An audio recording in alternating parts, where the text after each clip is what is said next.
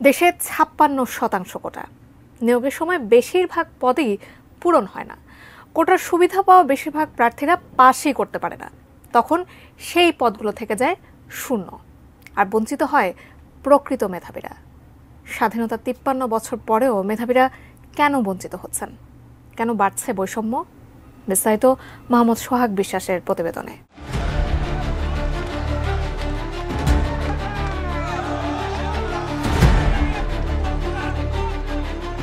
২০১৮ সাল, বিক্ষোভে উত্তাল শাহবাগ, স্থবির দেশের সব শিক্ষা প্রতিষ্ঠান। দাবানলের মতো ছড়িয়ে পড়া কোটা বিরোধী আন্দোলন ভিন্ন খাতে যাওয়ার আগে সংসদে প্রধানমন্ত্রী জানালেন সব ধরনের কোটা বাতিল। তারা যখন নেমে গেছে, যখন জেলায় যারা তারাও চায় না, যখন এরাও চায় না, কেউই চায় না, তখন স্পিকার তার মধ্যে বলে দিচ্ছে যে বলতো কোনো কোটাই থাকবে না, কোনো কোটারই দরকার নাই, কোটাটার দরকার নাই। ঠিক আছে, বিসিএস যেভাবে পরীক্ষা হবে মেধার মাধ্যমে সব নিয়োগ হবে, এতে তো আর কারো আপত্তি থাকার কথা না। নজিরবিহীন ছাত্র বিক্ষোভের মুখে ২০১৮ সালে সরকারি চাকুরিতে নবম থেকে ১৩ গ্রেড বিদ্যমান শতকরা ৫৬% কোটা তুলে দেয় সরকার।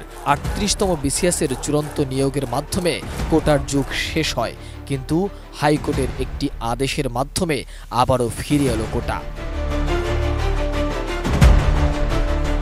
হাইকোর্টের এই রায়ের পর আবারও উত্তাল রাজধানী সহ সারা দেশ।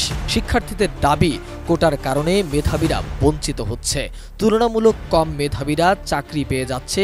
শুধু তাই নয়, কোটার জন্য নির্ধারিত পদগুলোর বেশিরভাগই থাকছে অপূরণ।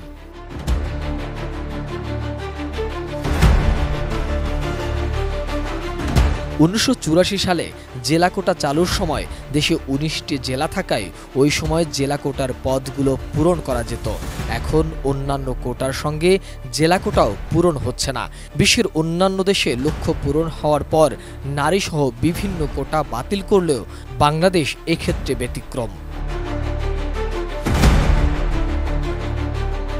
ডিজাইন, এলিগেন্স, বিউটি, সেরা পণ্য সবার জন্য জেভিকো। সরকারের নীতি নির্ধারকরা বলছে, কোটা সংস্কার বা বাদ দেওয়ার বিষয়টি এখন পুরোপুরি আদালতের এখতিয়ারে চলে গেছে। সরকার ২০১৮ সালে বিষয়টি ফয়সালা করে দিয়েছে। এখন আদালত যদি বাতিল করেন, সেখানে তাদের কি করার আছে?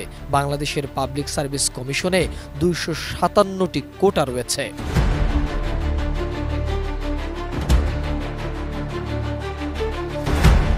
জনপ্রশাসন মন্ত্রী প্রায় সরকারি চাকুরিতে শূন্য থাকা পদের সংখ্যা জাতীয় সংসদে জানান। দেখা গেছে শূন্য পদগুলোর বেশিরভাগই কোটার পদ। প্রার্থী না পাওয়ায় এসব পদ পূরণ হয় না। কোটা বাতিলের আগে বিভিন্ন বিসিএস এর ফর বিশ্লেষণে দেখা গেছে মেধাবীরা উত্তীর্ণ হলেও চাকরি পান না। অন্যদিকে শত শত পদ শূন্য রয়ে যায়। পিএসসির প্রকাশিত ফলাফলে দেখা গেছে কোটার যোগ্য প্রার্থী না পাওয়ায় ২৮ থেকে ৩৮তম বিসিএসের বিভিন্ন ক্যাডারে অন্তত ৬,০০০ পদ খালি রয়েছে। এমনকি শুধু কোটার প্রার্থীদের নিয়োগের জন্য ৩২তম বিসিএস নেওয়া হলেও ওই বিসিএসেও মুক্তিযোদ্ধা কোটার ৮১৭টি, মহিলা 10টি ও ক্ষুদ্র নৃগোষ্ঠীর ২৯৮টি সহ মোট ১,১২৫টি পদ শূন্য রাখতে হয়। শুধু বিসিএস নয়, রাষ্ট্রায়ত্ত ব্যাংক সহ অন্যান্য নিয়োগেও একই অবস্থা।